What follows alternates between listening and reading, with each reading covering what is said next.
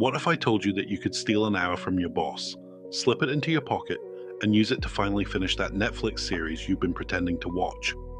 Sounds like a heist movie, right?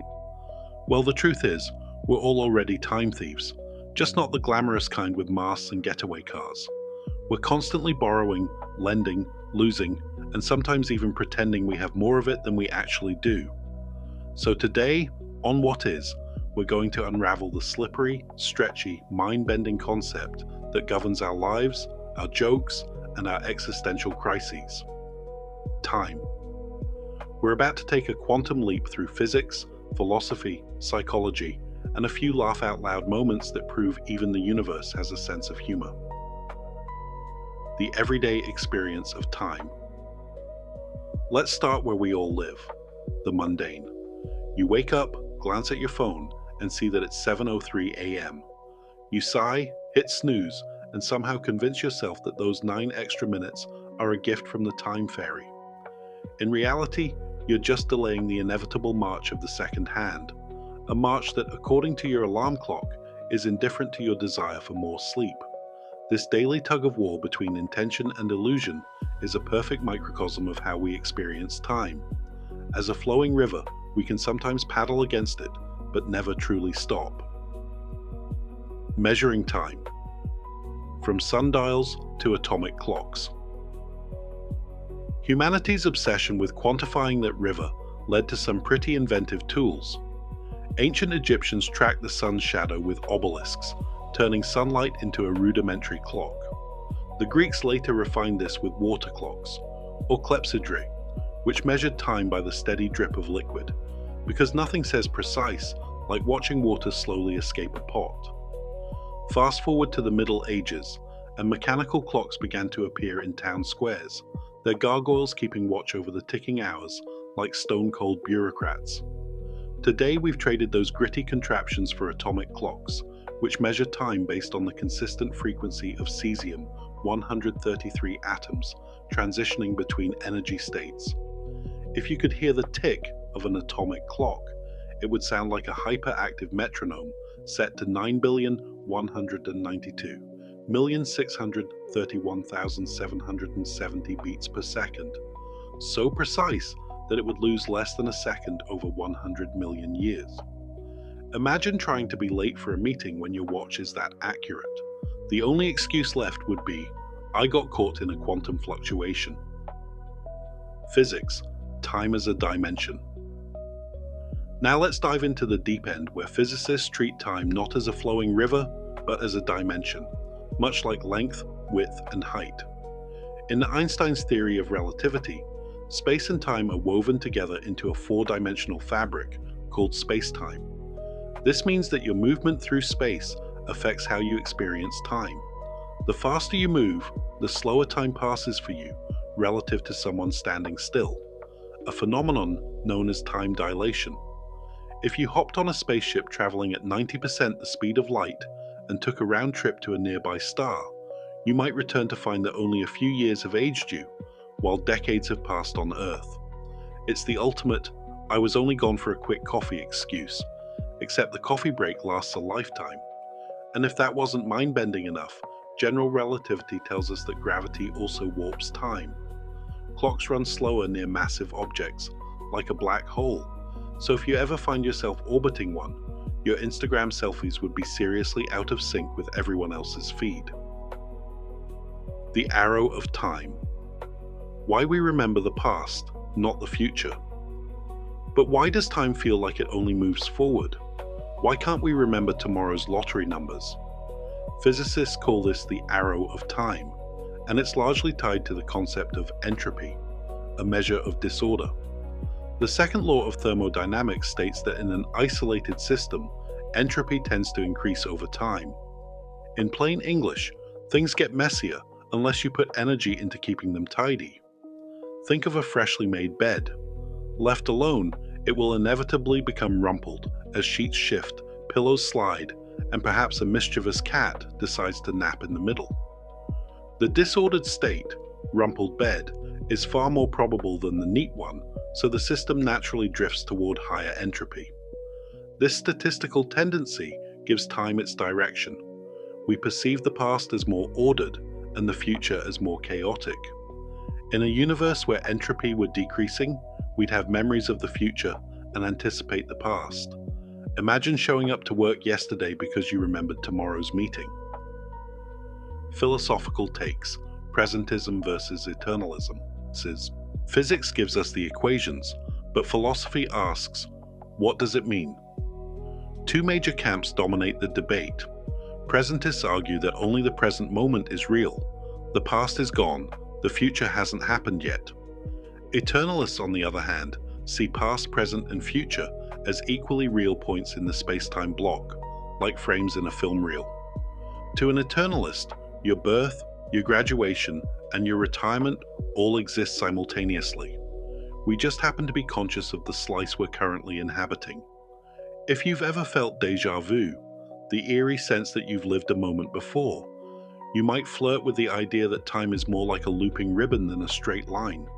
Some philosophers even entertain the notion of growing block universes, where the past and present are fixed, but the future is still being generated. It's like a cosmic Netflix series that's still being written, with us as both audience and unwitting scriptwriters. Psychology: how our brains warp time. Even if physics and philosophy agree on the nature of time, our brains have a hilarious habit of distorting it.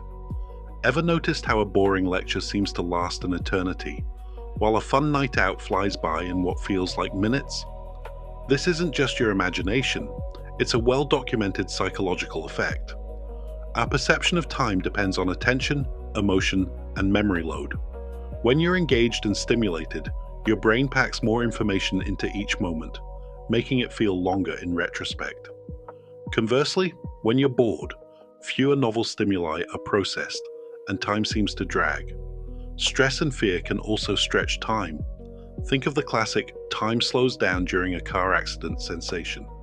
Your brain shifts into high-gear processing mode, capturing every detail, which later gets replayed in slow-motion memory. On the flip side, enjoyable activities cause time to fly because we're not monitoring the clock. We're immersed in the flow state. Psychologist Mihaly Csikszentmihalyi described this as being in the zone, where self-consciousness fades and the sense of time dissolves. So next time you lose track of hours while gaming, you can thank your brain for giving you a complimentary vacation from chronometry. Cultural time, social constructs, and humor. Time isn't just a universal constant. It's also a cultural construct that shapes our jokes, rituals, and even our procrastination habits. Consider the concept of island time in many tropical locales, where schedules are more suggestive than binding. Arriving fashionably late isn't rude, it's expected. In contrast, German punctuality is legendary. Being 5 minutes late can be seen as a personal affront, akin to showing up to a dinner party in pajamas. These cultural differences give rise to comedy gold. Imagine a Swiss watchmaker trying to teach a laid-back surf instructor about precision timing. You see, the second hand moves exactly. While the instructor shrugs, "Yeah man, the wave will come when it comes." The clash of temporality becomes a source of laughter, reminding us that while physics may treat time as immutable, human societies love to negotiate its meaning. Time travel mishaps. Let's take a quick detour into the realm of sci-fi humor, because nothing highlights our relationship with time like the classic time travel paradox. Picture this: you build a time machine in your garage, hop inside, and go back to tell your younger self not to invest in that questionable cryptocurrency. You succeed, but in doing so, you erase the very motivation that led you to build the machine in the first place.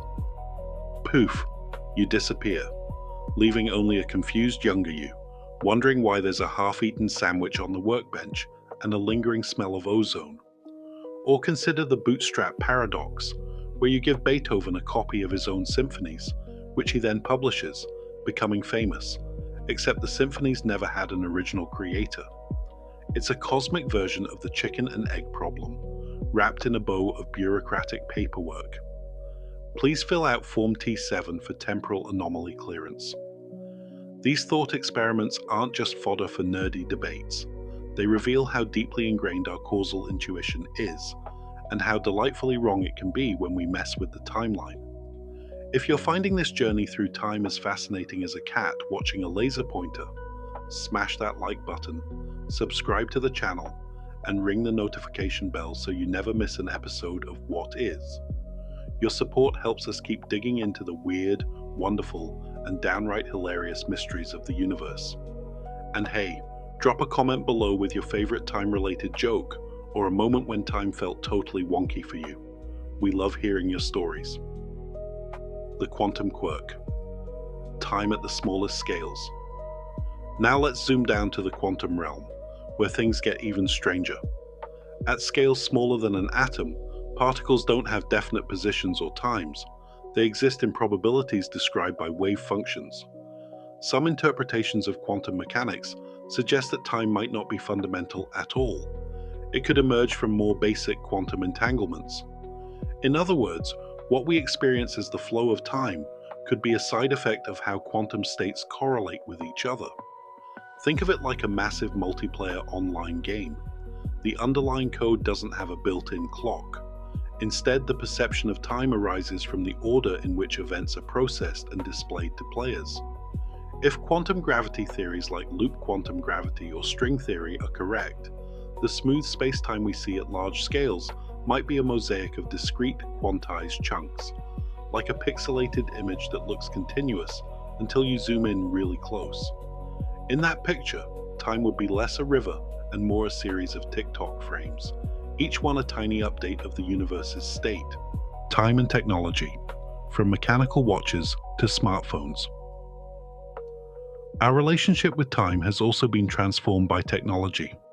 The invention of the mechanical clock in the 14th century paved the way for regimented work schedules, ushering in the Industrial Revolution's factory whistles. Fast forward to the 20th century, and quartz watches brought unprecedented accuracy to the masses, making it possible to synchronize everything from train departures to TV broadcasts. Today, our smartphones sync with atomic clocks via the internet, giving us access to Universal Coordinated Time, UTC, with a tap. We can set reminders, alarms, and countdowns for everything, from meditation sessions to pizza deliveries. Yet despite this precision, we still find ourselves perpetually busy, a paradox that sociologists call time poverty. We have more tools to measure time than ever, but we often feel we have less of it to spend on what truly matters. Perhaps the real challenge isn't measuring time better, but learning how to allocate it wisely, something no app can fully solve. The future of time, speculations and possibilities. Looking ahead, scientists are exploring whether time could be manipulated or even reversed under extreme conditions. Some theoretical models propose closed time-like curves, paths in space-time that loop back on themselves, allowing for genuine backward time travel. While these solutions require exotic matter with negative energy density, think of it as the universe's equivalent of anti-gravity fuel, they remain mathematically permissible in general relativity. If we ever manage to harness such phenomena, the implications would be staggering. Historians could witness events firsthand, criminals could erase their misdeeds, and we could finally answer the age-old question: did the chicken really come before the egg? Of course, with great power comes great responsibility, and likely a whole new set of paradoxes that would keep philosophers busy for another millennium. Why time matters. So what is time? It's a dimension woven into the fabric of the cosmos, a statistical arrow driven by entropy, a philosophical puzzle about what's real, a psychological construct shaped by our attention and emotions, a cultural tool that societies mold to fit their rhythms, and a technological benchmark that keeps our modern world ticking. It's both utterly objective and strangely subjective, reliable enough to launch satellites, yet malleable enough to stretch during a kiss or shrink during a dentist's drill. In the end, time is the stage on which the drama of existence unfolds. It gives our lives structure, provides the canvas for memory and imagination, and admittedly, offers endless material for comedians who love to riff on how we're perpetually late, early, or just plain confused about when lunch is supposed to be. If you enjoyed this deep dive into the nature of time, please hit the like button, subscribe to What Is, and turn on notifications so you're first in line for our next exploration. Share this video with anyone who's ever wondered why Monday feels longer than Friday, or who just loves a good mind-bending fact. And don't forget to leave a comment below. What's your personal take on time? Is it a friend, a foe, or perhaps a mischievous trickster? We can't wait to hear your thoughts. Bonus fact: a single day on Venus, defined as one full rotation on its axis, lasts longer than a Venusian year, which is the time it takes Venus to orbit the Sun. In other words, on Venus, you could celebrate a birthday before you even finish celebrating a sunrise. Talk about taking your time. Thanks for watching, and remember, whether you're stretching a second or savoring an hour, time is the one thing we all share, even if we experience it a little differently.